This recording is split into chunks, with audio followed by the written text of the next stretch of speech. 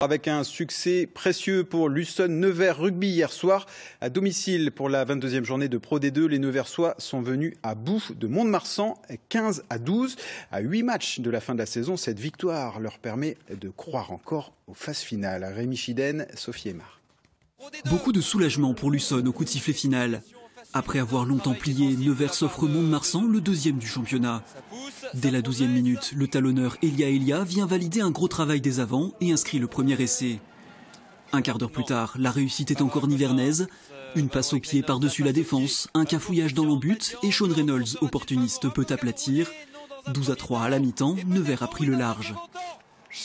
On travaille sur des choses la semaine et quand on voit que le week-end ça fonctionne, ça donne de la confiance. Donc ça a été une très bonne première mi-temps. Après, il faut qu'on arrive à trouver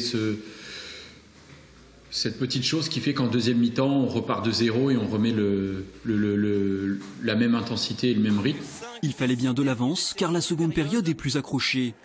Mont-de-Marsan revient à 3 points grâce à 2 pénalités. Mais l'Husson est solide et défend bien sans jamais permettre aux Hollandais de franchir la ligne d'essai.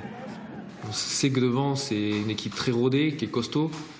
Derrière, qui est dense et qui a des pattes. Donc là, pas prendre d'essai et réussir à défendre comme on a fait pendant 80 minutes sans trop se faire pénaliser. Franchement, on est plutôt content et je pense que ça va nous servir.